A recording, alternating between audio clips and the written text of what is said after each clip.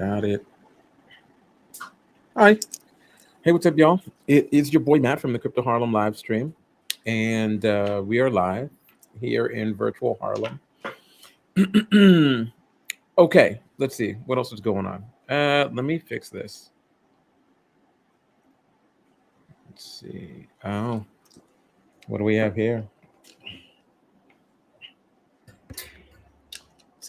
Let's get a little bit cozy. Happy on Turkey Day to you. Happy Black Hat Friday to you. Happy Cybercrime Monday. Let's see. Okay. Ooh, there we go.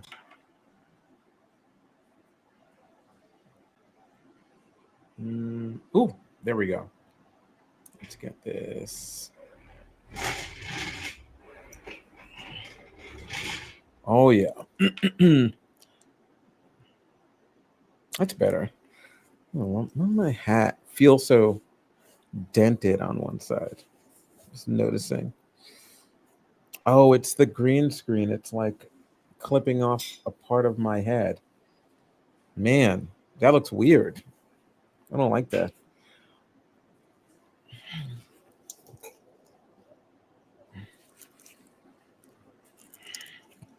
What does that look like? Oh, in there it looks okay. Yeah, I don't know. Hold on. Let's pull the locks out. You can't be on the stream looking wild. Okay, that helps. Okay. Yeah. What? Anyway, if it's your first time here, hi, welcome. What are you doing here? Otherwise, if you know what it is, Crypto Harlem. We are a live stream. It's the holidays.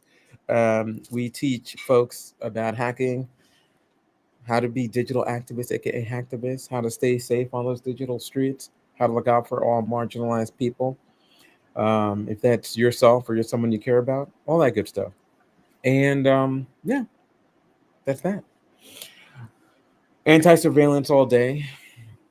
And yeah, I'm I'm trying to decide what I'm gonna do with today's stream. Like, am I gonna go hard? Am I gonna do this big stream? I don't know. So one thing I've been like really considering not putting the stream on Twitter anymore, aka X, um, which means like less people would see it. But the only way to put something on X is to pay X, and yeah, I didn't want to do that. So yeah. Um, so that would mean if you watch the stream on Twitter, this might be one of your last streams. So always catch it on cryptoharlem.com. Always catch it on YouTube.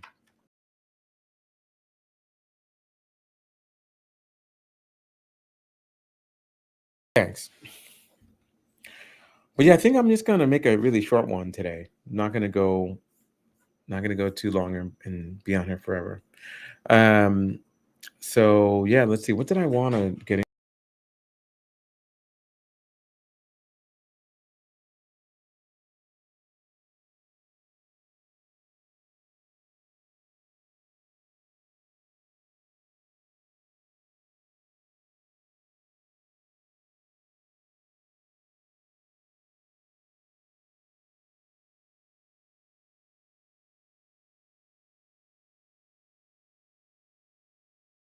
Just going through some notes, checking that out. Let me see what's up with the folks on the Twitch.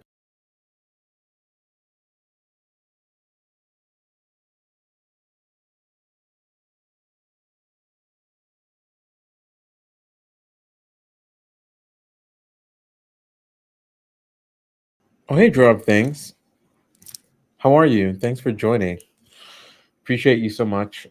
Hey, Delexer. Thanks for being there, moderating. Appreciate you as well.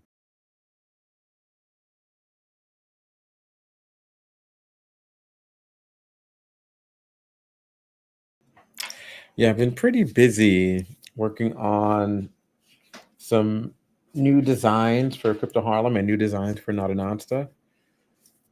That's right. 2 turkeys. No. Keep those turkeys alive and cooking.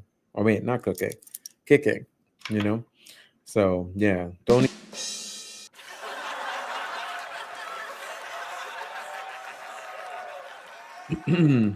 But yeah, I've been working on getting that stuff out there and working on this not a non sale that's supposed to be started yesterday and running till Tuesday.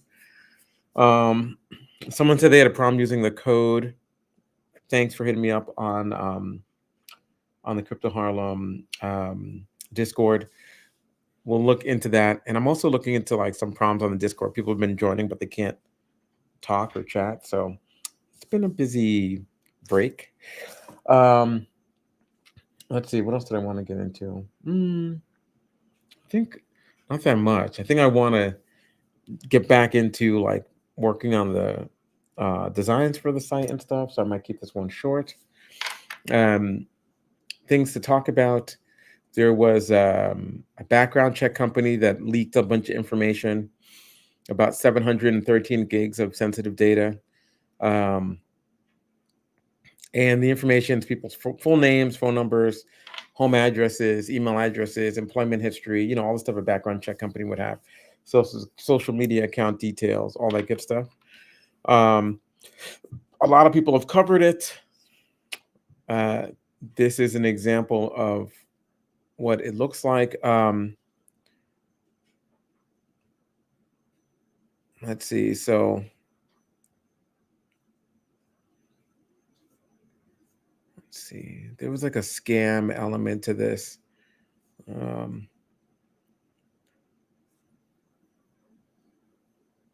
Try to find it.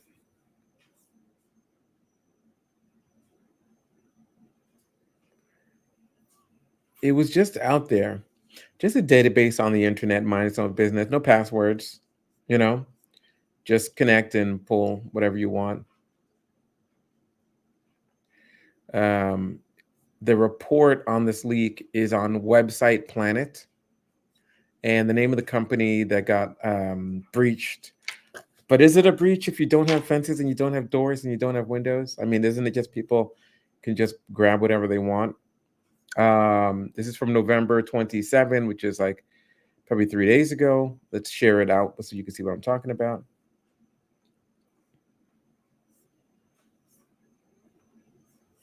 And let me put the info in the chat so you can read about it. As you know, there was a Brazilian hacker who hacked a background check company, and that led to what people call the NPD breach. And in a rush to make accessible the link or the data so people could check themselves, a lot of people's information was like easily searched. Some of those sites have been adding some like different parameters to make it not so easy to search and becoming like a home for the people who want to dox folks. But as you can see here in this article by Jeremiah Fowler, a security researcher, and reported it to this website, Planet blog, which website Planet then like published it.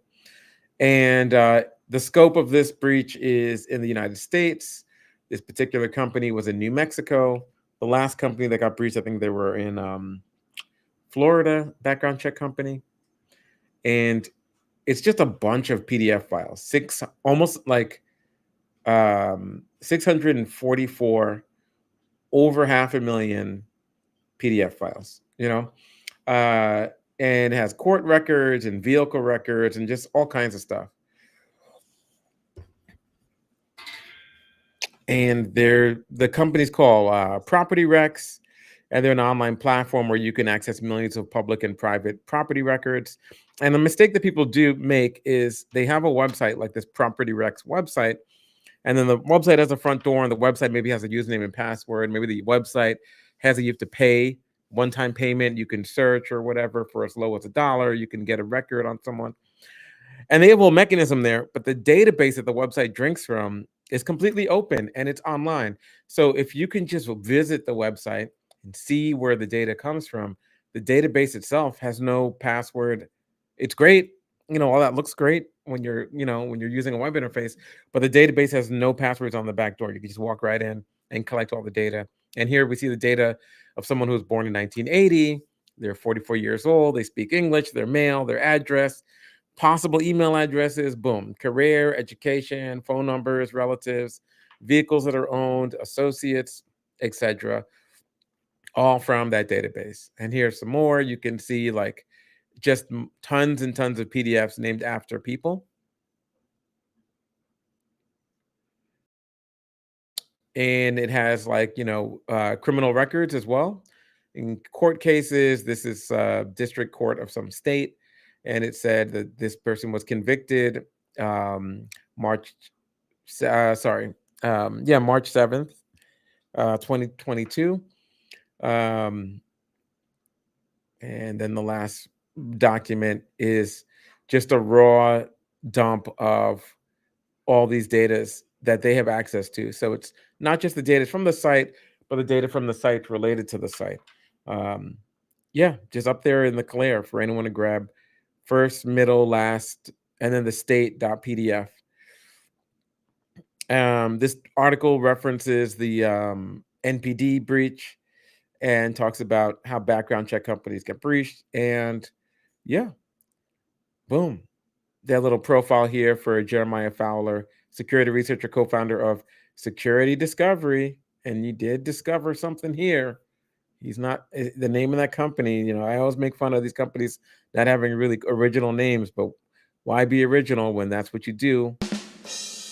Like I discovered database discovery Inc. I mean, why did just call your company that? It says he began his career in 2015. And that's like basically 10 years in the game. And has a mission of data protection. He's helped identify and secure data of millions of people around the world. His discoveries have been covered in Forbes, BBC, Gizmodo, among others. Security and responsible disclosure are not only a passion, but a way of protecting our digital lives. Thanks, JF, for making that happen. Okay, so yeah, that's a pretty wild one. You might want to read about that. How do you protect yourself from stuff like this? Well, this is a tricky one because oftentimes you sign a document that says, allow you to background check me so I can get this vehicle or this job or whatever the case may be.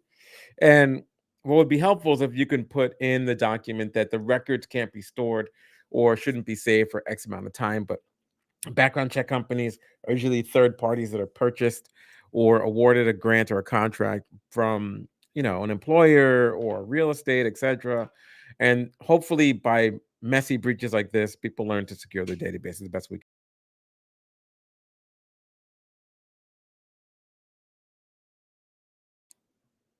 Okay, I'm gonna put some background music on, which always helps me out.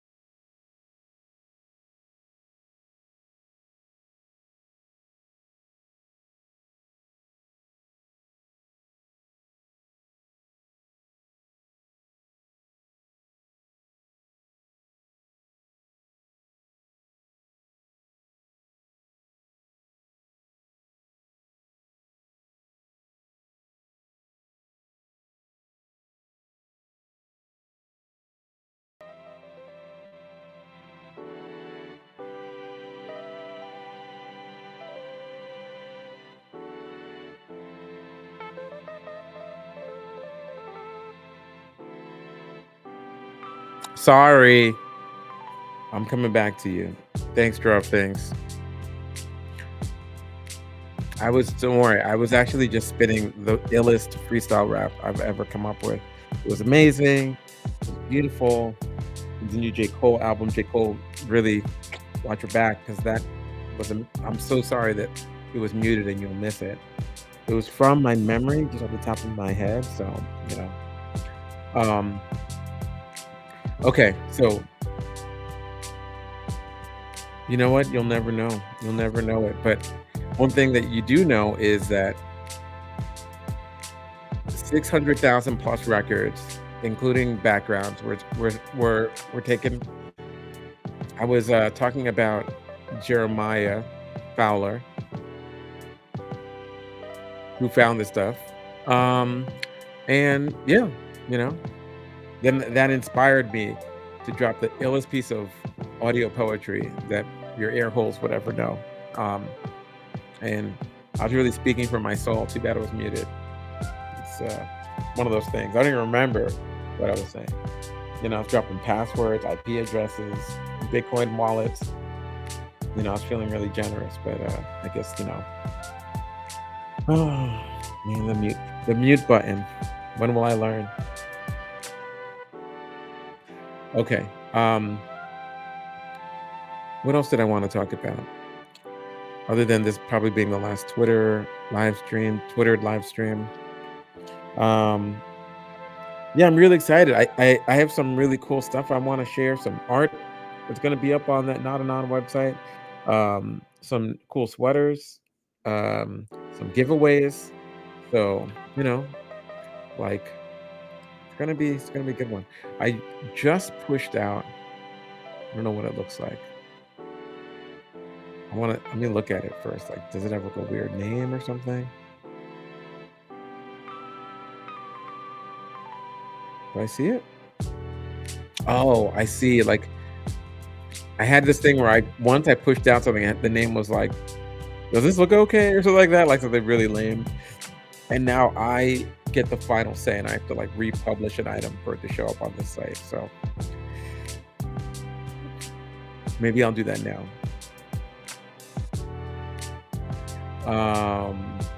What else do I want to? I'll put something up while we talk about this stuff. Let me put some latest hacking news on.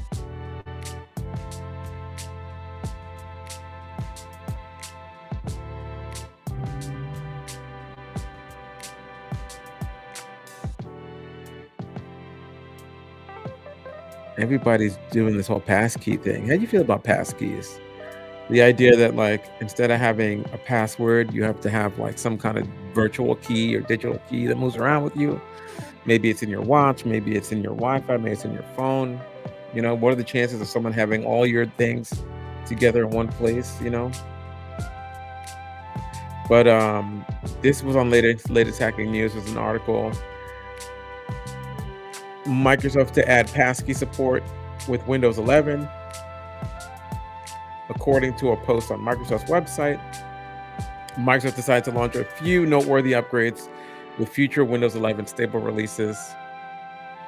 And that includes a way to secure your logins with third-party passkey services. So now everyone on Windows 11 can get in with this, Um, and that way you can like have like a password-free situation. And yeah, I think that's pretty cool. I'm happy for them, you know. This article was written by Abira Hashim. Thanks, Abira Hashim.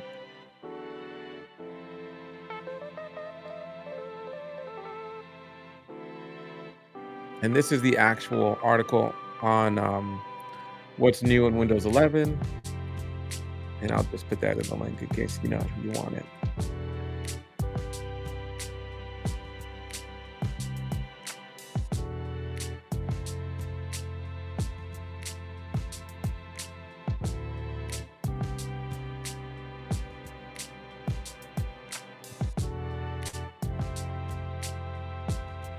What's up, Rootsman Chin? Thanks for joining. Rootsman of the VIP, thank you, a little ear horn.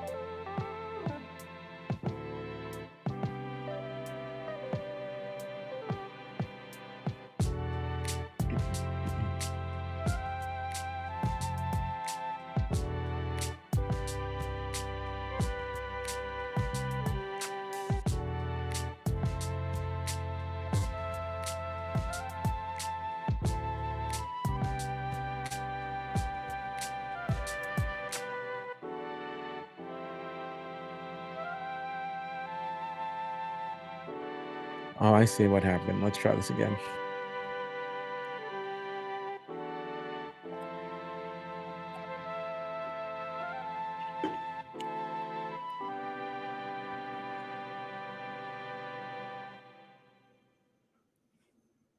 Mm, mm. And let's see what's going on over at the Hacker News. Wanted Russian hacker linked to Hive and Lockbit ransomware. No, no, not that. Wow, $10 million. I always wonder about these bounties. It's like you always hear like this hacker got caught and arrested. I'm like, was that from the bounty? I just don't think that's happening though. You know, 'Cause we'll never know.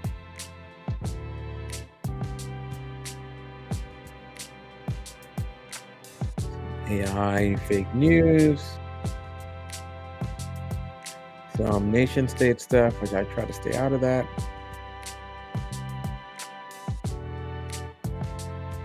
Microsoft fixed some bugs. That's always good to report on.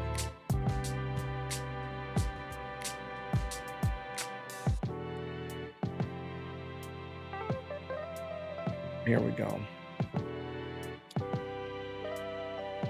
On the Hacker News, Microsoft fixes AI, cloud, and ERP security flaws. One exploited in active attacks. And this is from CVE 2024 49038. Everyone's favorite critical vulnerability.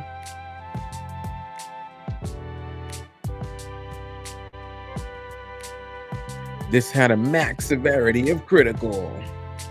This was an elevation of privilege situation.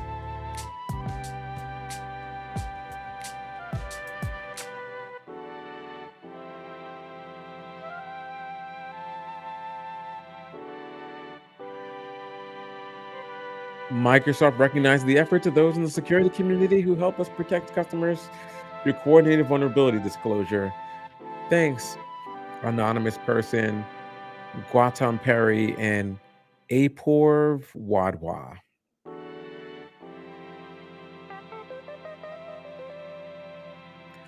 The article in the Hacker News goes on to say that this was an improper access control vulnerability in partner.microsoft.com, which allowed an unauthenticated attacker to elevate privileges over a network. That led to a bunch of fixes that were pushed out and saved the day.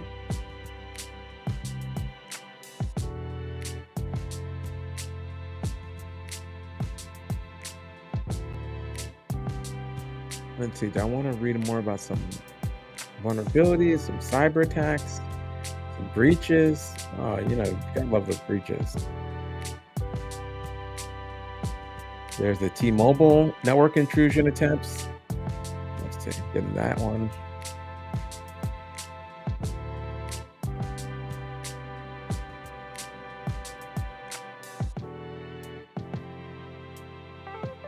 T-Mobile said it recently detected attempts made by bad actors to infiltrate its network in recent weeks, but noted that no sensitive data was accessed. This was reported on the T-Mobile site and in Bloomberg.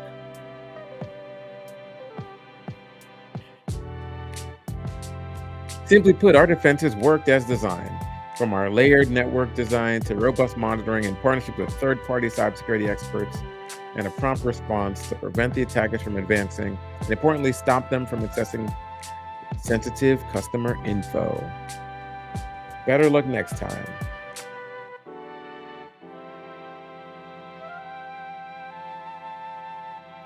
An update on recent cyber attacks targeting the US wireless companies. This is a long, like, if you really want to follow this US wireless company targeting thing, it goes between T-Mobile and Verizon and Department of Justice and FBI. I mean, if you get all these um, disclosures and public filings together and basic articles and blog posts, everyone's tapping themselves on the shoulder and saying like we did it and we protected ourselves from this. But yeah, I don't know.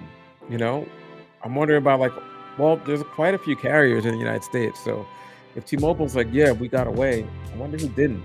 I wonder whose data's being deliciously drank right now.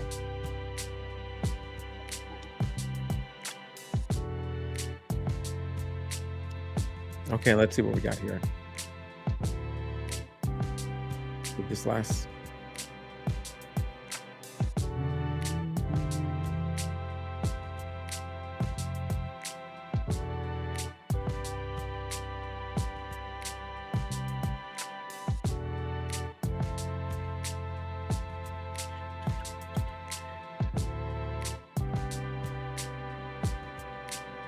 Let's go back to the. Let's go back to the Chizat. Let's see what's going on over there. Hey, Bagel Butt. You know what? Don't worry about being late. The party starts when you get here.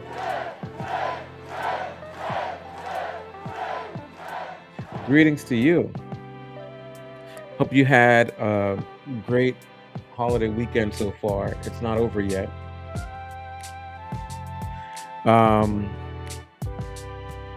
Just talking about some breaches and some leaks and some data dumps. And it's one of those things that we can not really do that much about, because it happens at third parties where our data ends up in. So the best thing we can do is just not put our data there. So just be careful how you fill things out. Maybe you don't always have to give your real deal info. And at the same time, I was saying that there's going to be a sale on the Not Anon site where everything's going to be 50% off. But everything is changing. It's going to be a bunch of new gear. And while I was reading the news, I'm also looking at new products that are, I guess, supposed to be approved. So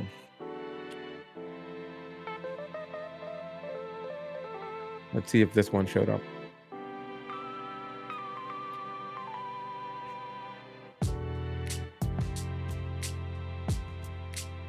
Oh yeah, look at that.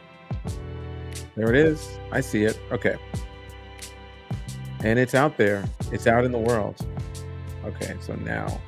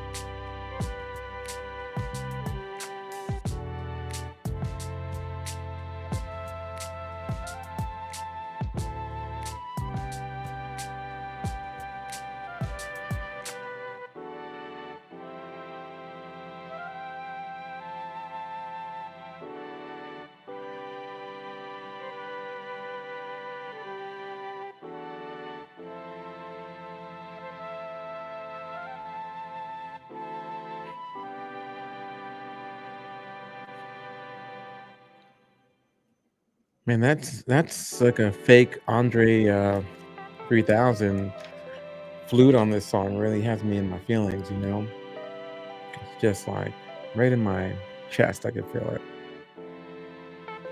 No, boom, boom, boom, boom, boom, boom. Boom, boom.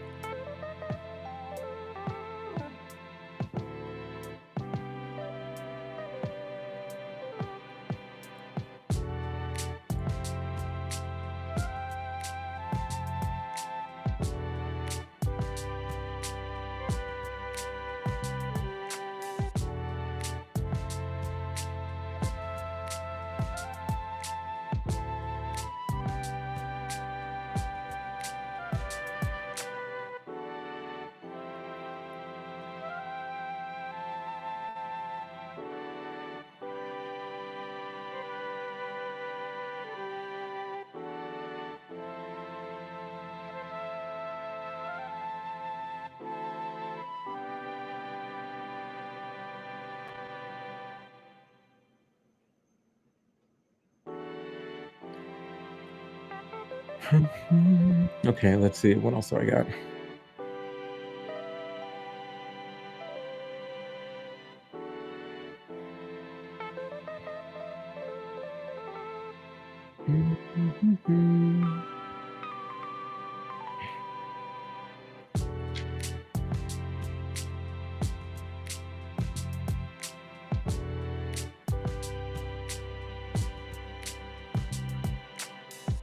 Sorry, I'm jumping back in, guys.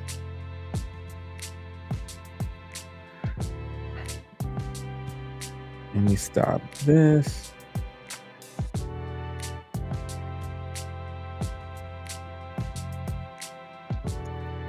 You ever have like too many tabs up? I got a tab problem. I got Windows plus tabs problem. They don't make a computer screen big enough to hold all the tabs. So there was a ransomware attack that impacted Starbucks and a bunch of other companies. Let's take a look at that.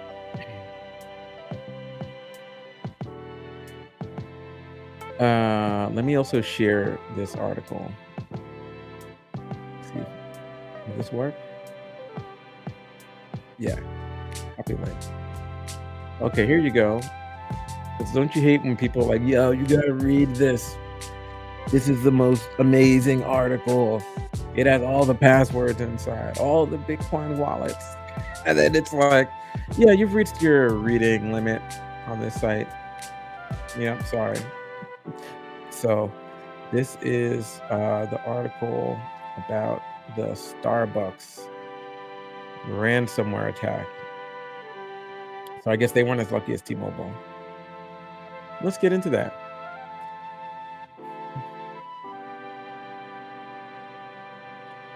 So this is reported by Ali Watkins from London, November 26th, because, the New York office was probably chewing on some food then. Ransomware attack against a supply chain manager has snarled payroll and scheduling services for prominent international companies. It's all about that supply chain, You're only as strong as your weakest link in a supply chain. Okay, I think I'm feeling this beat so much. I've been hearing it on loop, so here we go. Starbucks has a migraine. Someone hacked supply chain. You think that it's insane that people don't check their vendors with a questionnaire? Vendor security, third parties. It's not a party or fiesta when it's Turkey Day, but you're not getting paid because you're on. Wave your hands in the air, left to right. That's right. You can hear that. Blue Yonder felt some fear. Bezos in outer space. Oh, I'm so sorry for subjecting you to that.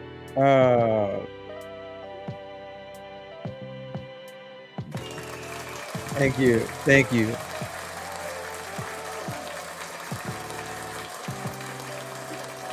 Bars, bars.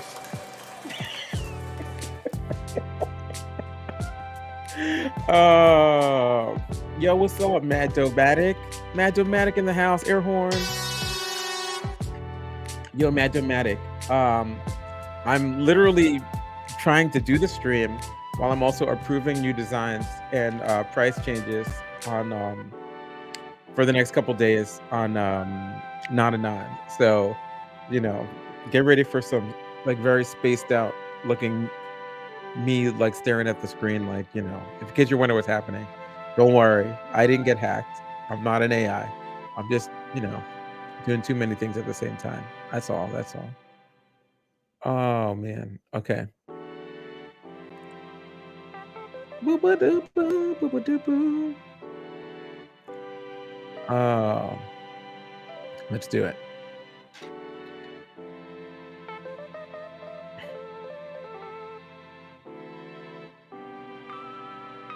Next price drop is gonna be on this low orbit ion cannon Lego shirt, which I really like. I really like that idea. I thought it was like hilarious because I thought like, hey, you know what? That looks so much like the Lego logo to me. Loic, um, not really like the common tool. Like as you know, people have like switched up their game, and they've gone from using things like Loic on a laptop to distributed cloud attack tools, DCAT baby, you know. Um, and but I thought, shout out to the classic tools. Also, people tend to know some of those classic tools. While like, if I was like, "Yo, this is the most hilarious pun on a tool that you've never heard of," I feel like that design is not really happening. So yeah.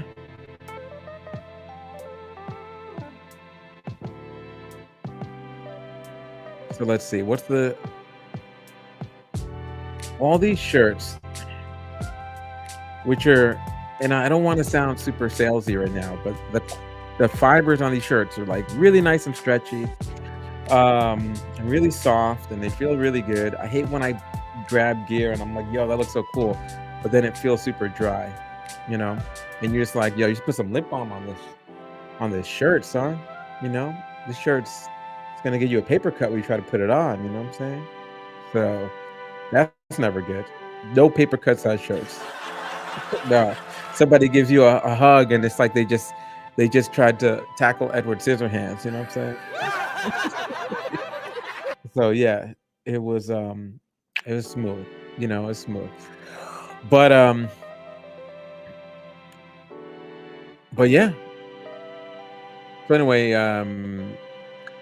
going back to the Loic shirt, um everything on this store is going to be getting price dropped, and I thought, you know what, why not just drop the prices with you while you're here, you know. um Thing is about this shirt, the Loic shirt, is one thing is it can shrink depending on how hot you like to wash your gear. So if you do get a Loic shirt, you might want to like definitely um order one size up, which is kind of like a good general rule. Just order one size up. Like, you don't want to be swimming in your shirt and people look like, yo, you need to slow down with those weight loss injections. You want to be like, hey, it's a good look. It's a good look on your shirt. It's cool. I ain't mad at your shirt. So you got to get that in between vibe. I like to rock myself like a little bit fitted, like a little bit of that UK style. Um, but I don't want to wear it where it's like too up on me in my armpits. Like that's never a good feeling.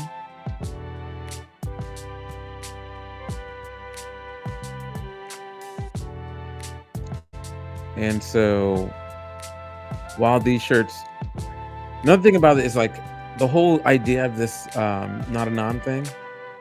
Not a non thing was like, yo, you go to a hack. I don't know if you guys ever go to hacker conferences. You know what I'm saying? Maybe y'all are not at the hacker conference. But when you get out to these hacker conferences, they're a lot of people wearing the same thing. That's the general vibe. And so I was thinking like what would be so much cooler is if it wasn't a lot of people wearing the same thing. If it was people wearing something that everyone was like, oh wow, where'd you get that? That looks so cool. Or I got that. I'm actually like an insider. There's like some kind of like element to this that's artsy. I don't want it like bumper sticker. I never want it to be like a bumper sticker, but so it's artsy and it's cool. And it's like, yo, that's clever. It's clever and it's artsy. That's the goal. And so that was the reason for the whole not a non thing, because like we're not one faceless mask. We are unique and cool. And I want to like also like a lot of hackers I know, they don't listen to techno music. A lot of hackers I know, they don't, you know, well, do the same thing. They came in here from other things. Maybe they were like into like dark wave or goth stuff. Maybe they were punk rock. Maybe they were manga anime. You know what I'm saying? Maybe they were straight up, normal core. You know what I'm saying? Just like being mad normie all day. So there's not just one hacker look or one hacker style or one hacker anything. So yeah, that's what led to that. So Yeah, that's so when you to maintain that, not only was I like, okay, I want this stuff to be cool and legit and fun and also steeped in like hacker culture. I also wanted it to be that it's like this is not your boring regular stuff. You know what I'm saying? I wanted it to be like this is insider, like it's not hitting you over the head. I did look up some like hacker clothing stuff and it was just like bumper sticker like stuff. It's just or like offensive jokes. That's not cool either. So yeah, and that's how this whole thing was born, y'all. Just so you know. Um, okay, let me get out of this.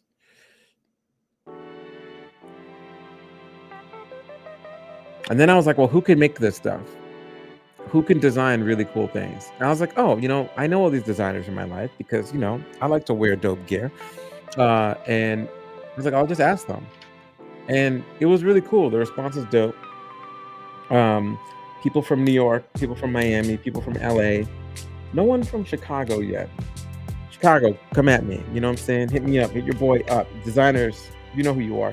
I went through my signal and I was like, in my signal, I just type in like Chicago and I was like, and I was like, okay, cool. And I was like, hey, what's up? Yo, it's your boy Matt. I'm thinking about doing this like clothing brand thing. I like to wear my like unique stuff, and I often buy stuff from like out here in Harlem, from Capsule, which is we did on that episode with Jason Walk Around. We went to Capsule, um, to what used to be called Jimmy Jazz, which is now Snipes. No relation to Wesley Snipes. Pay your taxes, y'all. Pay your taxes.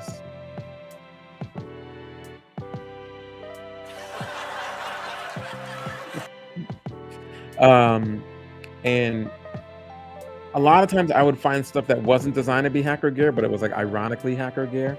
Like it kind of worked. And then I was like, it'd be cool if I actually like could find some stuff. So I spent a lot of time looking for stuff. And I was like, I can't find, I'm just gonna make it. I'm gonna make it. And so I did. And it was really popular. People really liked it. And I was like, you know what? I don't want it ever to be that this thing is there's a sea of people wearing it. And that's where the limited came in. Where I was like, okay, we're just gonna make it like super, super limited. And we'll make it that uh yeah, we'll just make it that like it won't be something that just everybody can find. You know? And yeah, that's where we got there, with the not a non gear.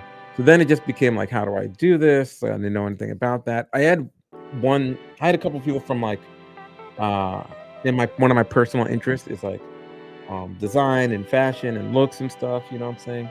And so I hit up a couple people from that and I was like, how would I go about making this thing work? You know? So yeah, it all worked out. So let's see. I just dropped that Loic shirt. That's good. Let me go and finish dropping another one.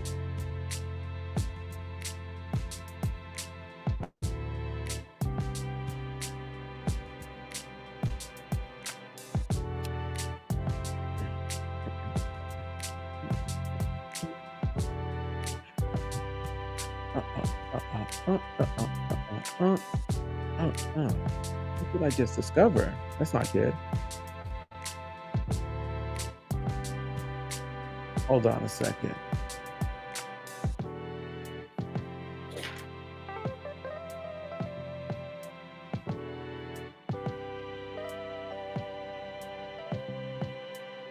Oh, interesting.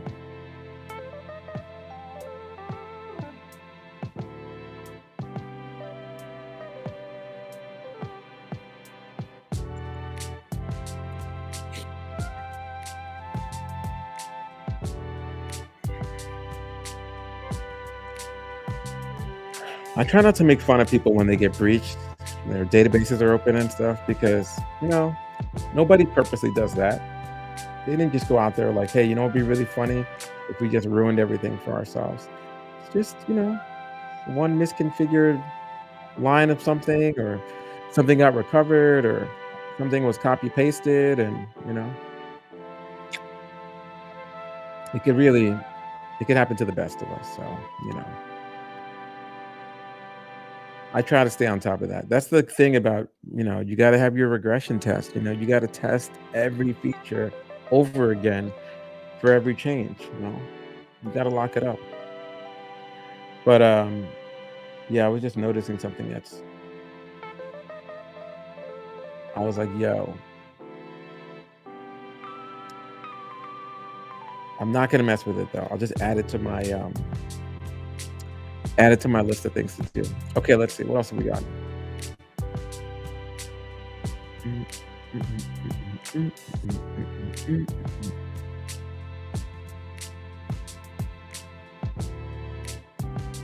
Hey, out there in chat world, you have any questions or thoughts or anything? Shout out to Capsule says draw things. Yeah, totally. That was so fun. I need to go back and watch that episode again, walking around Harlem. You know, it was a blast.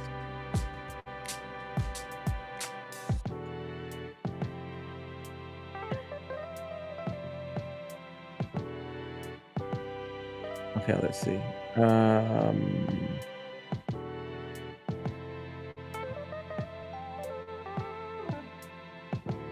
mm, mm.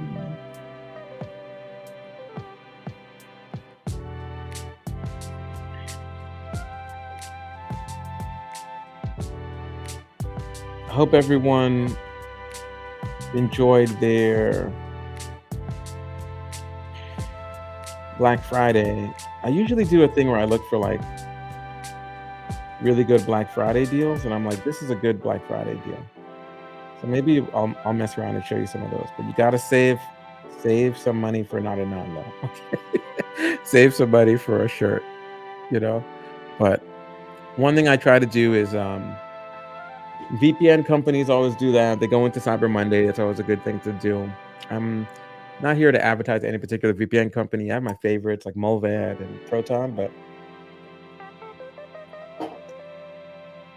my thinking on VPNs is use the VPN that's most commonly used by regular, normal, boring people, because then you'll have the most. You'll have a whole sea of that. You know what I'm saying? You'll have like a mad people. You know. So yeah, just like use that one. You want to be like in the sea with the crowd. You don't want to get caught out there. Using a very unique VPN because then it lowers the amount of like privacy and anonymity you're kind of getting to yourself. Because if you hit my website and it's like, oh, 3,000 people hit my website from these IPs that all belong to this VPN company, you're just in that sea in that mass. You know what I'm saying? But if you're my website and you're the only visitor from that country, it just stands out. It's just too weird. It's too unique. Then you're the only one from that one VPN company. And I'm like, who is this person? Why are they trying to hide? And I can just contact the VPN company. Like, how many records do you need? And I'm like, I just need one. Just this one person. See, so like, that's why it doesn't work. That's what you want to avoid.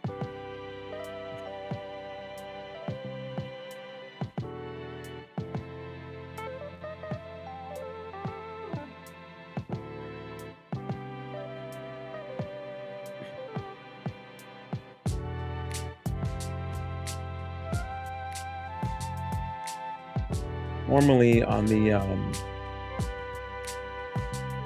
on the not anon site. And I really got to come up with like a faster, automated way to do these.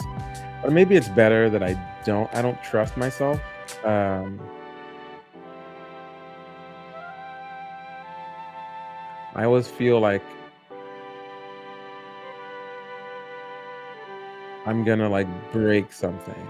I don't know, like I always feel like, yo, you're gonna, you're definitely gonna break something, man. You know, and so maybe it's better to like careful with the massive scripts. Whenever I do something that takes too long, I'm like, you know what? I bet I can make an automated script to do this. And nowadays, I'm like, I bet I can make an AI agent that can do this, and it works great.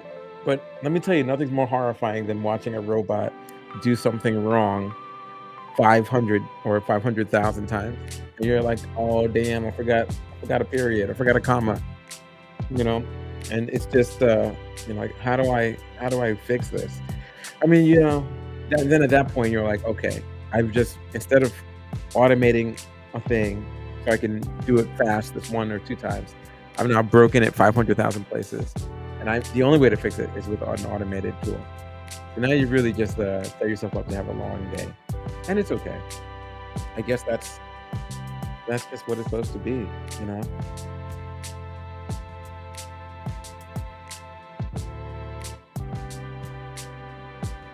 Mm, mm, mm, mm, mm.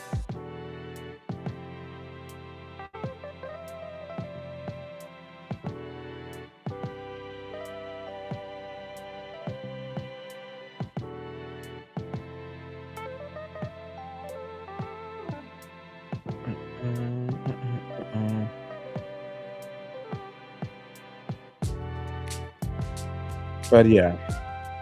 Also, when I'm tired, don't ever hack when you're tired. And definitely don't write automated scripts when you're tired. And super never build an AI agent when you're tired, because when I've done that, oh, that is when the wildest things happen, you know?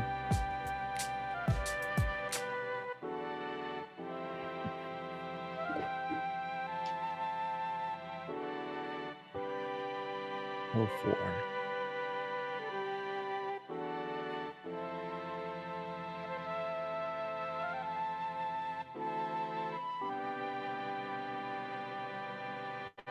Okay, let's see what else I got. Let me check back with y'all. Oh wow, we got mad people here. Let me do some more shout outs. Hey, thanks for joining.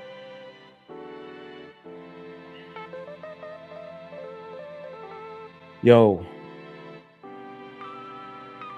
always remember your questions, you know? Um, I really need to work out some kind of discount at this point for these stores up in Harlem here, you know? I went in there the other day, they were like, "Yo, somebody came in here, they said they saw the thing." And I was like, "What thing?" Yeah, and then they were like, "The live stream." And I was like, "Oh, I totally forgot." Like, this thing, people can actually watch it, and they might be interested in, they might be interested in some gear. And they were like, "Yeah, they picked up something." And I was like, "Man, that's dope. I'm happy for that. Should probably do something there, like get y'all like a 5% discount or something." I was like, "Yeah, I should probably do that." They were like, "Yeah, you should probably do it. Talk to the manager." But yeah, it just seems like a little extra step. But just want to say what's up to Casey Mod. Hey Casey Mod, thanks for tuning in.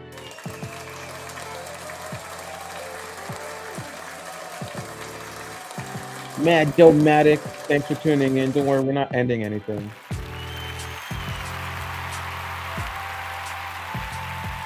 Bagel butt. Better late than never. Bagel butt. In the moderator chair. I draw up things. In the moderator chair. The elixir.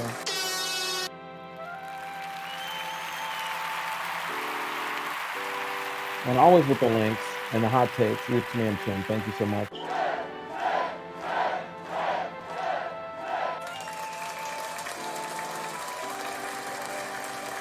Okay, let's see.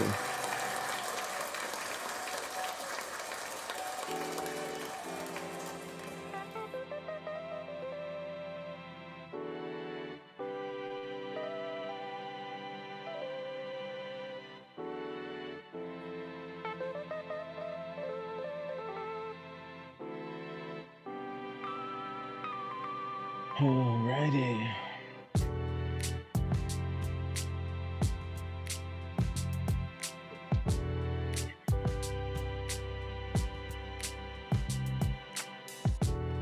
Thanks for joining me on the Crypto Harlem live stream.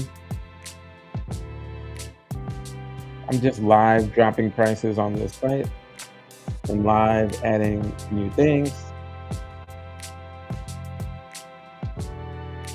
I thought like, oh, it'd be really good idea if I started rocking some more that's not a non-gear, when I'm just rolling around and stuff.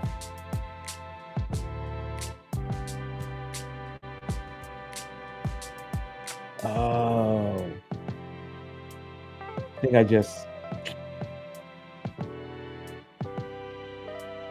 need to be careful with my automated stuff. But anyway, oh, what am I doing? Oh man,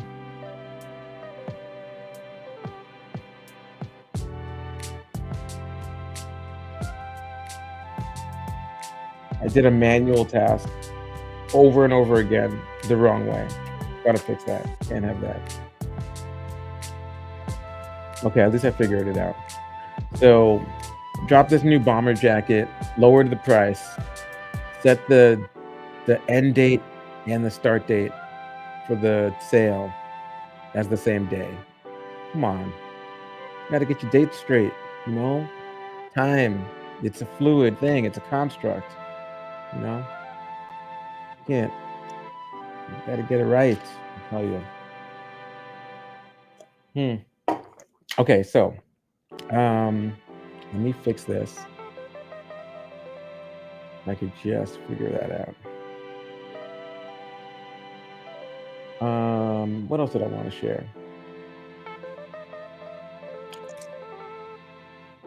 I did this thing. I was like looking into how much energy it takes to train an AI model, and going up one release, not a point release, but one release, gets more challenging each time. But for OpenAI, it was like 130 American households, um, a year's worth of energy. And now, I mean, I completely understand. There's just not enough electricity for the aspirations of your average AI company. They're going to have to go nuclear. And that's why so many of them are buying nuclear facilities. Just like, I was like, oh, makes sense.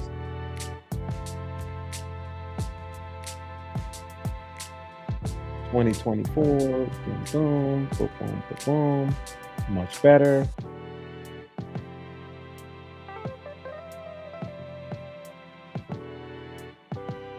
Okay.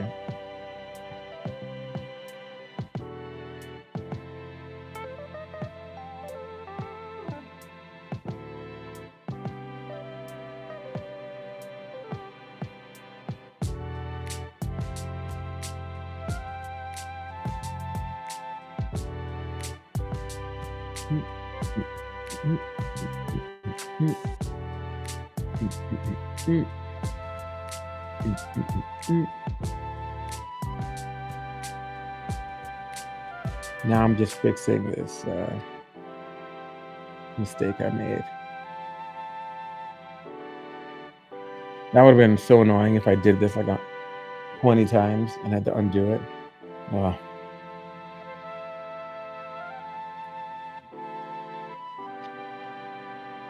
'Cause I was like, yo, I'm gonna upgrade this server, spend time doing that, made sure that it's like resources were just silky smooth, did some fresh caching of a database. But when I make my changes on my stuff, there's no speeding that up. That's just ugly and slow. Okay.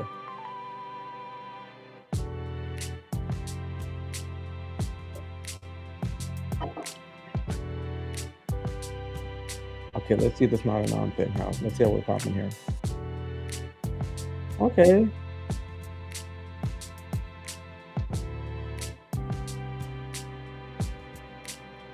Not bad. That looks better.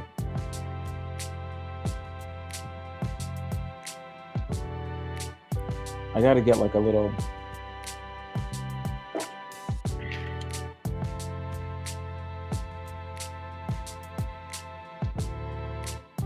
Let me just work on this one hat, just so you could see a finished row.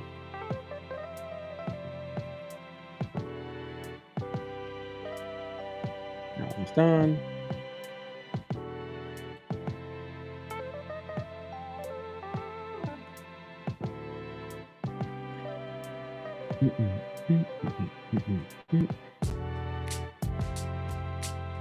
So much faster at this now. Um,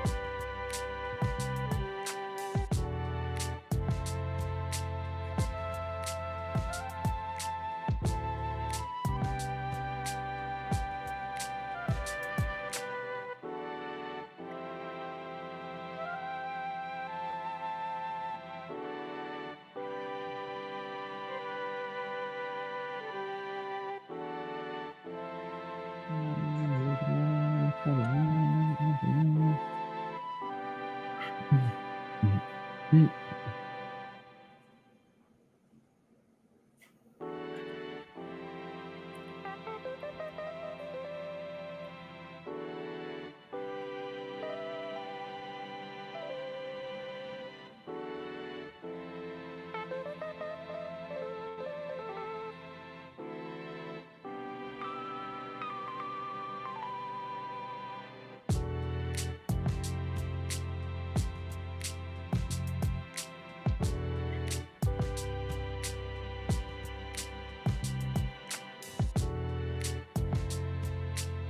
Okay, let's see. Did this work?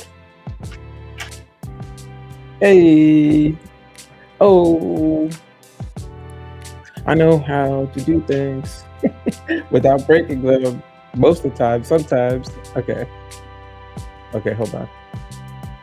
Um, Let me stop this share. Okay. Hey, what's up, y'all?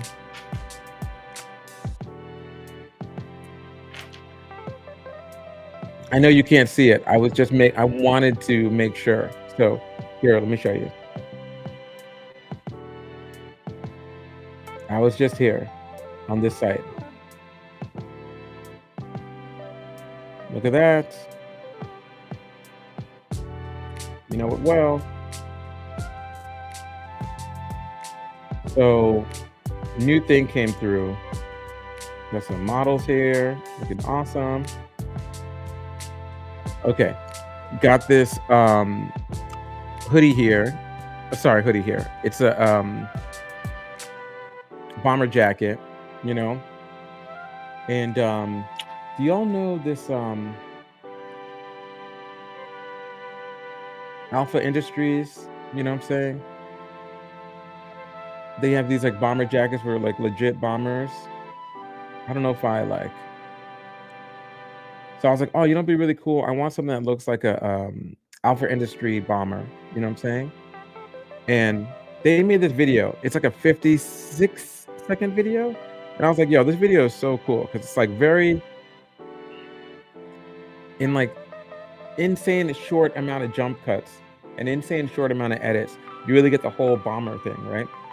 And I rock these cargo pants, and the cargo pants. I should have had them ready. I would have showed y'all. The cargos have. I don't want to like disappear and be like, I'll be back in 10 seconds. I'm gonna grab these cargos, but there are these like tech wear cargo pants, and they have a flight tag, and the flight tag says "Yes, we hack," and it comes from the the French uh, um, bug bounty vulnerability crew. Yes, we hack. So my homie, he messes with Yes, we hack, um, and he had grabbed a bunch of these flight tags, and he had some. I don't know if they like. I don't know if they have merch. I don't know if they actually there's any way to get these things. I don't think so. You know, so he had a bunch because he messed with them, and he's a French hacker, and he was like, "Yo, Matt, you got to take these." So I like, oh, these are so dope. If you put these on an ill bomber, they would look like Alpha Industries, which is a brand that I really like.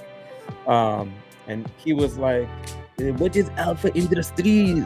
That's a very bad French accent. Please, I apologize to my French viewers.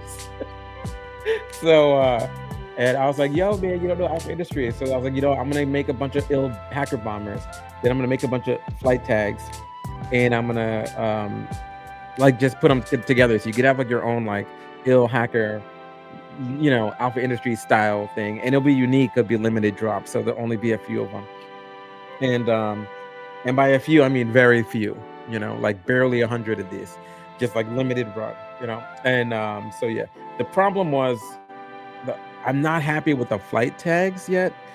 They need to feel thick and stocky, and they need to be like when they get wet, they're not like flimsy. I don't want when the wind blows your flight tag, it's just like slapping you in the face from your arm. You know what I'm saying? But the bomber came out dope. You know what I'm saying? So real quick, this is the not to make this all about not a non, but I'm so proud of this. Here's the Alpha Industries 1-minute video. I'm gonna take the music off so you can hear it. Yo, what did I put? Okay, hold on. Okay, hold on. Here we go. And stop. Okay, watch this video real quick.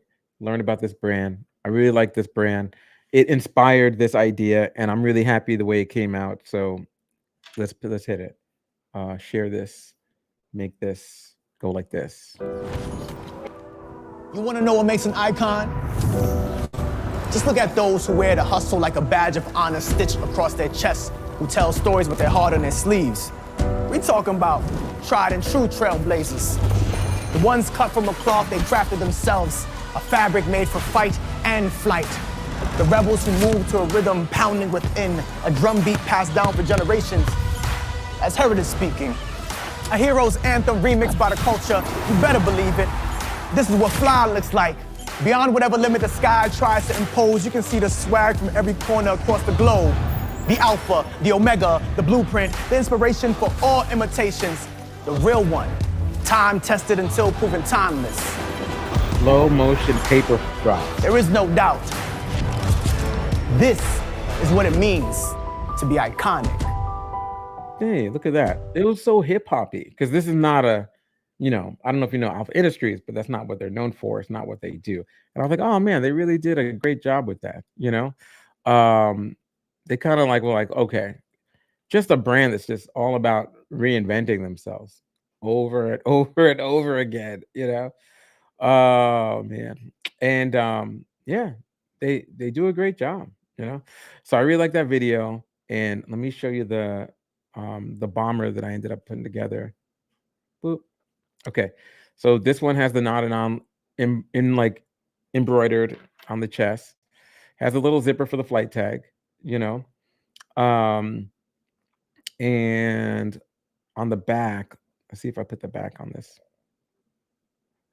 Boom. You get the like 80s retro Sega Mr. Robot embroidered hack. You know what I'm saying? Yeah. And I was like, yo, this is gonna be a fun one. And it's not too out there, not everybody wants the day glow neon in front of your face look, you know what I'm saying? But yeah, I was really proud of this one. So if you get one of these, I'll make sure that when the flight tags are dope, we take it on ourselves to ship the flight tags to the people who get the bombers. I need to add that, like, if you order a bomber, we'll drop you a flight tag later because, I just want to make it ill. I don't want to make it like an Alpha Industries. They have this, let me show you this article this is from Hypebeast real quick. Their tag has a cut. It's like a ang long shark fin cut. I'm not a big fan of that. I want to like straight up like legit real flight tag, real industrial don't remove tag, So check this out real quick. You want to know what makes an icon? When most people think of bomber jackets, the Alpha Industries MA1 is what they... Let me get... Okay. When most people think of bomber jackets, the Alpha Industries MA1 is what they picture.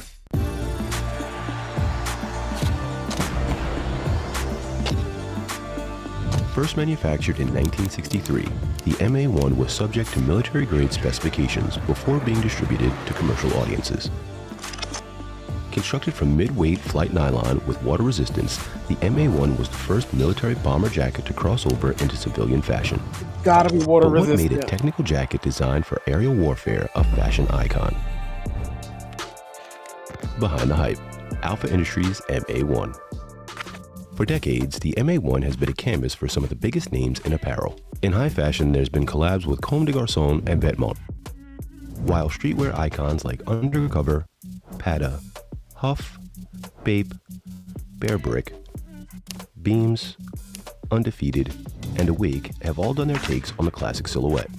And in 2022, Alpha Industries dropped a collab jacket for the release of the blockbuster film Top Gun: Maverick.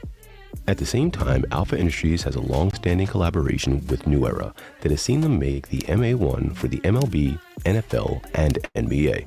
First created by Alpha Industries' predecessor, Dobbs Industries, in 1948, the MA1 was an update on the World War II era bomber jacket.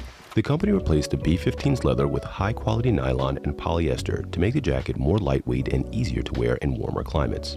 The other upgrade was the decision to replace the B-15's fur collar with a wool knit one, so pilots could turn their heads more easily while wearing a Gotta helmet. turn your And in head. 1959, Alpha Industries was founded and continued the tradition of the jacket and other military apparel.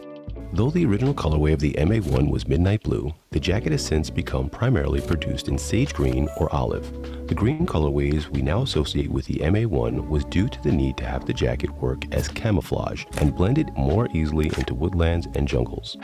As the military continued to develop the garment, the now iconic bright orange lining was added so that pilots could reverse the jacket and be found more easily if they crashed. Not long after, military clothing found its way to surplus stores and civilian hands. So it wasn't long before the MA1 became a fashion statement everywhere the US military operated. One example is in Japan. US soldiers stationed in the country after World War II would have their bomber jackets decorated with hand-stitched Japanese art as souvenirs. These customized bombers went on to influence souvenir jackets, or sukujan, and developed into a counterculture icon for young Japanese creatives as a statement of rebellion. So nice. While back in the US, military fatigues and surplus clothing became a huge part of both punk rock and hip-hop scenes. Military attire soon took hold as first-generation streetwear. Musicians and fans quickly fell in love with the MA1's aesthetic and its ability to withstand a wide range of climates. Around this time, Alpha Industries began producing jackets for the commercial market, which significantly expanded its business and led to even more opportunities for collaboration. As the cult of the MA1 grew, high-end fashion designers took note of the bomber jacket's growing popularity and underground appeal. Jean-Paul Gaultier both shortened the garment and made a red quilted version, reimagining it as women's fashion. While in London, Catherine Hammett reworked the MA1 for her own countercultural take, eventually inspiring Kanye West and his approach to bomber jackets in the 2010s. In the 1990s and 2000s, everyone from Rick Owens to Helmut Lang released their own Rick take on the Owens. MA1. One famous example was Raf Simons in his infamous Fall-Winter 2001 collection, Riot, Riot, Riot. Yet, despite decades of innovation, the original MA1 remains a fashion staple. The now iconic jacket celebrated its 60th anniversary in 2023, bringing back memories of nostalgia and cultural significance. So as the brand continues to cement its legacy for a new generation, we can't wait to see who wears the MA1 next. Behind the hype. Look at that. Alpha Industries MA1. Look at that. Learn about some clothing while you're here. Look at that, you know. Let's see.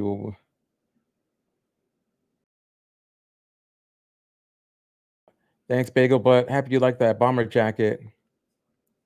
You know what, Bagel Butt? I'm thinking about making some more like I found this techwear manufacturer and they're out in Taiwan. And I'm a big fan of techwear and I really like their stuff. And I was like, oh, cool. I'm gonna reach out to them. And I bought a bunch of their stuff. I've been to Taiwan a couple times and I bought a bunch of their stuff. When I was there, I was like, okay, first time I was out here, I was like, this looks cool. Let me grab some stuff. Then I was like, I wore it for a year and I was like, this actually is dope. Like it actually like fits well and I really like the way it works and stuff. So I think I'm gonna like, you know, make this second trip more intentional. And then I was like, who makes this? And the interesting thing about like the Taiwanese techwear is it goes from like there's some lower quality stuff. It's actually not cheap. It's like just the quality goes from good to insanely expensive high quality. And yeah, you know, that's that's the tricky thing. So, and I got really into it because it's functional, you know, like all conditioned gear. It's functional, the Nike brand. And in Japan, it's really big, but in Japan, the price was just super high, and I couldn't find like cut and sew things. In Taiwan, you could go right outside of like Taipei, and boom, you'll see people actually like they're like, oh yeah, we can make it for you. So I don't know. I'm still trying to decide. I think I'm gonna make the first thing I would make is some cargos. The only issue is pants, like shirts. It's like large, extra large, double XL, medium, small. And then depending on your like in retail, they tell you like the percentage of customers who wear medium is blah blah blah. Well, they don't know hackers. Let me tell you, hacker bodies ain't the same, fam. You know, hacker bodies a little bit different out here. So we tend to be underweight or overweight. That's it. You know, we want to be big and warm. You know what I'm saying? Cozy. You know the bigger size humans, or maybe just living off that Soylent IV, and it's like, yo, are you still alive? Put a mirror under your nose. Yeah, I'm typing on terminal. I still here. You know what I'm saying? So, but with so it's harder. Like just getting shirt stocked is a hassle. We did some pop ups, and we were out in places like when we were in Hope, and yeah, like it's just the bodies is different, so like it goes against. I was like, okay, this person's telling me that I need to get a lot of the mediums and then larges because that's the bulk, but that's not what I'm seeing walking around. I don't see that. I see a different body walking around. You know what I'm saying? So, and that's nothing wrong with that. So in pants though, it's like you're a 32. That's it. Or you're a 34. Or you're a size 2. Or you're a size 4. Right? So the amount of different things you need to pick up, that's the tricky part. So maybe what we would do is we would do a pre-order on a custom pants. Same thing with varsity jackets. I want to make a varsity jacket like the one that me and Jason saw up at with like kind of like I'm vegan, so I would have fake leather arms and mad patches, but I want to just maybe do a pre-order on it because they're so expensive. Even when you get them made a lot in at upfront, they're just pricey. So I don't want to have the whole idea for Not a Non is limited run, limited edition, cool designs, and then we stop them. And so I was like, okay, if we only sold 99 of these, or 130 of these, and we stopped them, would that make sense? And it's just one of those tricky things. But the pants will happen. Okay. You know, um, Yo, it's such a good look. It's such a good look, So we're definitely gonna make that happen. But I thought I would talk to you a little bit about this tech wear thing because I'm so into tech wear. And at the end of the day, a bomber jacket is tech wear in that it's you turn it inside out, they can see you, right? It's water resistant, it's really warm, it's lightweight, so you don't have to carry it, but then it has to look good. See, so that's the tech side of it. And that's the thing about like embroidery on a bomber jacket. I'm always like, oh man, the more surface area for these reinforced stitches, we're cutting through this like water resistant material, but will still be water resistant. So happy to report it still maintained water resistance on the not a non ones, but it's tricky putting a hole in a balloon and trying to keep that, from spilling. Let's see what we got here. Oh yeah, I got you on that Faraday pack. The Faraday pouch inside your bomber. Boom. I- But you see it here. Believe this is going to happen. Okay. So we're going to make the like, you can drop your phone in this pocket, seal it up, and then it's like locked up inside a Faraday and you're looking good. That's definitely going to happen. Just still testing that out, But it's the news is like the fabric that's used and like the Faraday that we tested, like me and Jason out in the street that day, like it's not that expensive and it's really easy to work with. So putting it in a pocket wouldn't be a thing. um, and maybe even having some like Faraday pocket versions of bombers that for people who want to just pay a little more, have that extra dope techwear option. That wouldn't be a thing. So techwear, techwear, techwear. What do I mean when I talk about techwear? Let me get let me get this.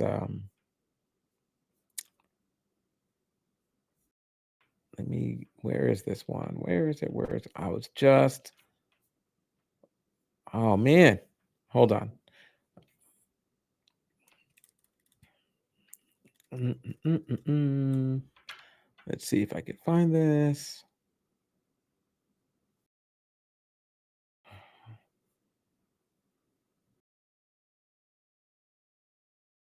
This dude always has interesting, cool jackets. Let's take a look at this jacket that does a lot of things. This is a techwear jacket. This is a YouTuber who does a lot of tech wear reviews. This isn't the thing I was looking for, but okay, hold on. Man, YouTube's fake TikTok stuff. I don't know how I feel about it. You know, they're I forgot what they call that feature. Reels? Do they call it a reel? You know, do they call it? Okay, so um, let's see. This dude, man, the casual. Let's get it. Let's get the casual, then we'll show you this jacket with a lot of cool features. Mm.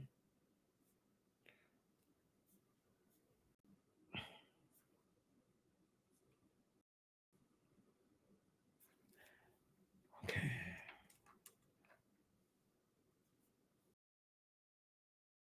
Okay. Okay. So this homie is all about Japanese fashion and occasionally gets deep on tech wear. So let's share this out. Let's put this on for y'all. Um, and then maybe I'll come back on a little bit later and I'll just be like, hey guys, I finished this thing. But yeah, watch these prices are dropping. Um, really trying to get this stuff. It's like almost not affordable, but it's interesting running one of these stores during Black Friday, Cyber Monday, all that stuff. Like the traffic is insane. Like the site traffic is, it's like whatever your site traffic is, it just doubles without much, marketing. So definitely I see the it's the hottest day in the summer and you sell ice cream situation. I see that in the stats. Um, okay, hold on. Let's go to share and let's put this on. Okay. All right. So, oh, if you've never watched this before, please follow. If you got some extra, Cyber Monday money, you know what I'm saying, please subscribe. Let's put homie on. About what's on the horizon, some fashion forecasting, if you will. How will 2024 shape up? And of course, what Japan can tell us about fashion this year. All right, so for those that do know, this is the return of the state. Let's get it. So fashion outlets and online mags and social media posts, whatever, are already drudging up new takes on what the fashion trend is going to be this year. And unfortunately, it continues to reveal how out of touch the industry is with the common consumer. Now, I can rail about that for a number of minutes, but I will spare you. I did the reading for you. Let me go ahead and spell it all out. So this new term they are trying out is a direct reference to the last industry trend of quiet luxury. And pray tell, what is this new wave?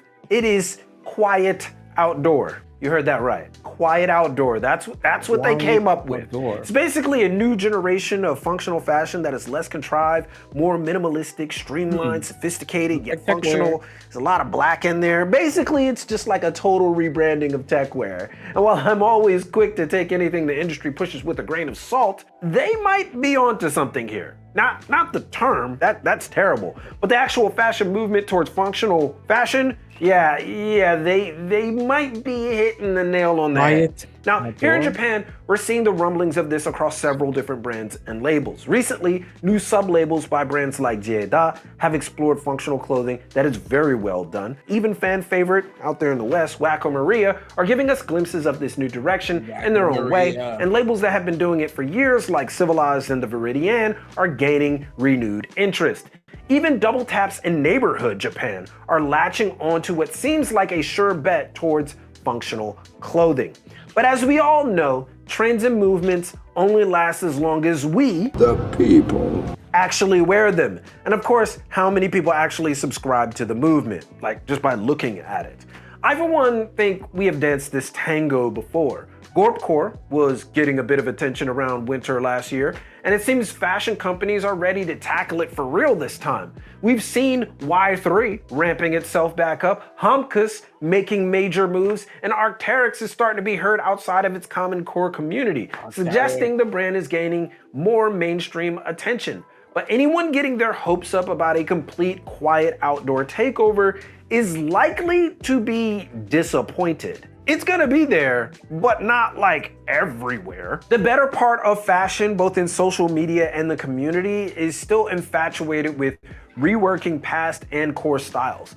Among Japanese designers, this is very clear. We've seen Junya Watanabe, who is widely regarded as the one spearheading CDG way back to the front of the conversation again, is taking fashion in places everybody probably wants to go. Not just in Japan, but out west too. Man is on fire right now.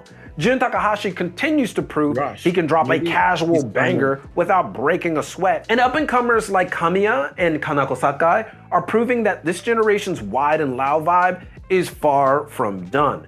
As far as what impresses me personally the most is the sheer grit and dedication of up-and-coming label Meanswhile, and it's gaining a lot of steam. While started in 2014, the brand has just started to gain some major movement, and designer Fujisaki Naohiro is taking the main silhouette of today and expertly combining it with supreme tailoring and adding that outdoor mix to it, and it looks amazing. He's doing it right, and I don't think anyone's even close, but somebody's gonna pick it up and do what he's doing, so it's probably gonna stay here. And of course, all this comes as no surprise. If you're in Japan long enough, you get the sense that this is just par for the course, and you learn not to be moved by great design, really, you just expect it. Because the unfortunate reality is that Japan does not noticeably move the needle of fashion and style out west. It just doesn't. I mean, it may to the people that visit here frequently, and they just bring the styles back from Japan, and everyone continues to act like they somehow are fashion savants. That happens all the time. But that's also me being negative, and I promise not to be negative going forward. I'm just saying, it's no secret that fashion out west is going to make all the noise this year. It's gonna produce the outfits, and of course, content. And content is key here.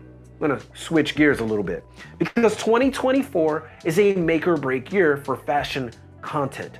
With so many vying for space and so many people showcasing, the space of fashion content has become so crowded that standing out requires even more than ever before.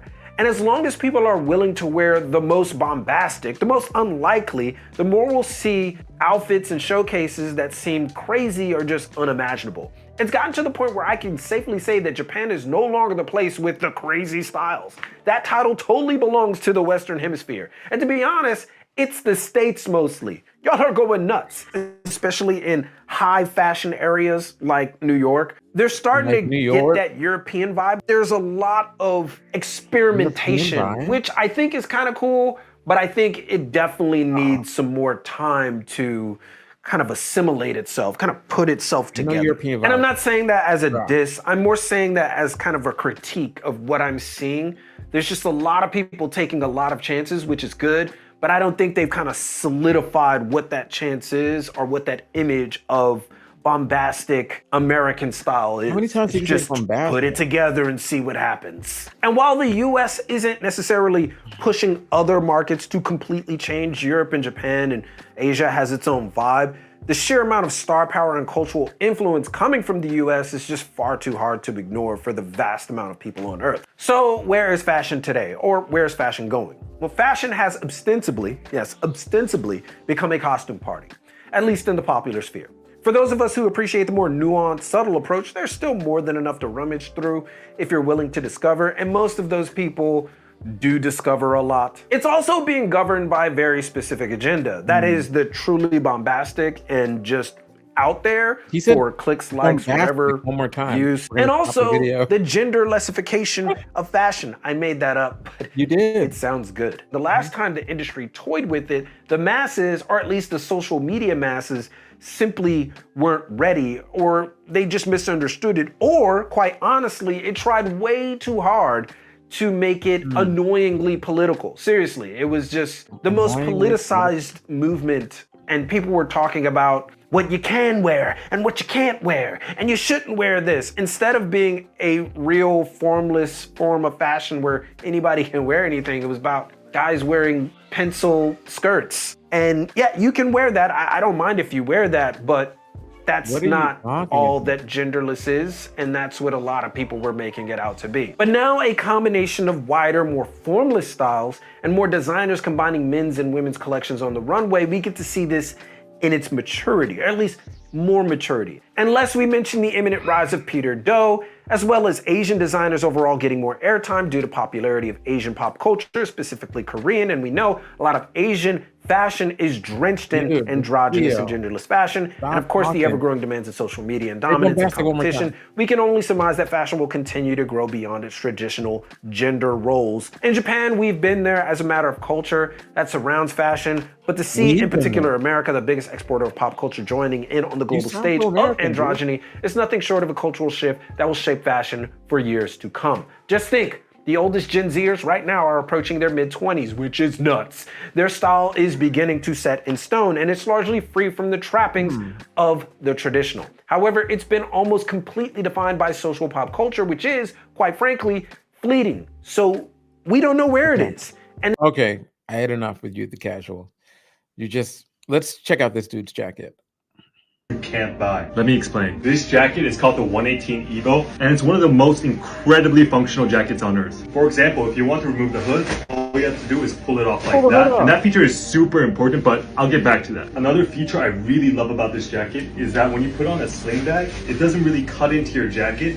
Instead, you can unzip this part right here, and you can overlap it into Now the you're strap like dropping your this. head. But the coolest part about this flap is not just a flap, it's also a zippered pocket, and its secondary purpose is gotta to put a provide battery in there. storage for your removable badge. If it also gets too hot out, you can always unzip the sleeves and get this like crazy like cyberpunk looking ventilation where you can just take them off totally and transform your jacket into a t-shirt. But yeah, did I mention the jacket also transforms into a sling? Like I promised, back to the hood. But why is the hood so important? This jacket you see right here, you can't buy it anymore. It was a limited release of 100 pieces and now they're all sold out. However, this is the coolest jacket you can't buy. It's the coolest jacket you can't buy. Okay. Anyway, thanks everybody. Thanks for tuning in. Yeah, like that dude's just like so much New York hate. I don't understand it, you know? Boo. It's wild, you know? It's just like the, us here in Japan. I'm like, excuse me, the casual, there's something, the color of your passport is, oh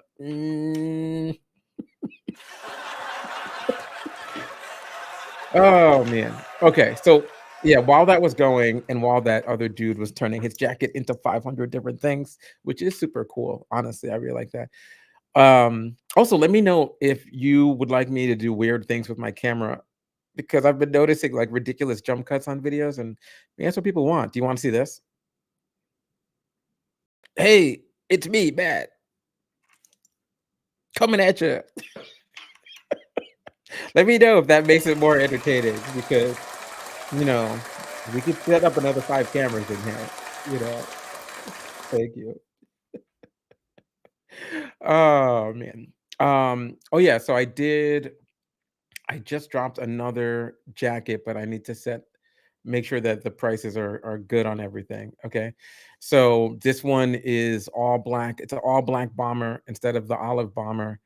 Um, and it's got all black colorways. So it's got black embroidered stitch and it's got the black hack.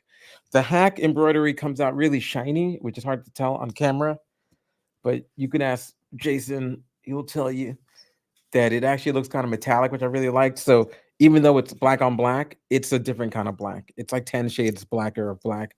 It's like that liquidy stealth black coming at you, So it should look good. It should be dope. You'll like it a lot. You know what I'm saying? So thank you. Thanks for liking that not anom stuff. So yeah. Yeah, yeah, definitely. Yeah, definitely get some, So this price 50-60% off price drop will run until the end of Tuesday, wherever you are. So it will on Wednesday, they'll go back to 10% off instead of 50-60% off on the non gear. Everything's limited, so there's about like 100 items of each make or each major style, if that makes sense. And yeah, because I just didn't want to flood the world with clothes, and I also didn't want to flood the hacker scene with the same thing. I wanted so you to be able to tell a story about your thing. A little bit about that story is on the description. I tried to like add that in there. And yeah, so yeah, and I'll probably like do another round of like love with the descriptions because like I want people to know like, hey, you know what, this thing is based on an MA1. This is the differences. You're gonna feel this way when you wear it. It's gonna like, really just be like a second skin for you. It's a good outer shell, so you could put a hoodie inside, which it actually works out best, and things like that. Just teach you how to wear it. And for the things that are white, I've been talking about this how to keep your clothes white post. I'm gonna make sure that I get that written. Anyway, let me get out of here. Um, if you see a price on Not Anon stuff and it's not like 40 to 60% off, don't copy yet. Don't be mad at me. Don't copy yet. Should be done with a new round of new stuff that's dropping. Mostly for winter gear stuff, some outerwear, hats, sweaters on everything, some art pieces. I did this piece. It's like a CISO, is a chief information security officer. It's a Coca-Cola CISO tears thing. So it looks like Coca-Cola, but it says CISO teardrops, and you just like drink them. So I thought that'd be really funny. Uh, I like that. And yeah, also we'll be highlighting our brand ambassadors next year, and we'll be highlighting our designers next year. So that'll be good. Looking forward to spring once this winter stuff is out. This spring stuff is going to be really cool, really fun. Just keep an eye on that. It's been really fun to mess with this. All right, thanks for checking out Crypto Harlem Extended. I've been on there talking for a little bit too long. Peace to y'all. Let me do a quick roll call and just say thanks to everyone who's been hanging this long with me. So yeah, Bagel Butt, Mad Dope Matic, appreciate you for sticking around to the very end. And the fun never ends here. Rich Man Chin, appreciate you. And a draw of things, thanks. I'm gonna come on maybe like tomorrow to be like, I did it, everything's set. you know. All right. Oh, stop following me, AI Cam. Leave me alone. All right. Peace, y'all. Encrypt, encrypt, encrypt. Stay safe out there. And yeah, remember, use your private card. A lot of credit cards have a private virtual card option. So use your virtual card when you're shopping. Don't put your regular thing in there.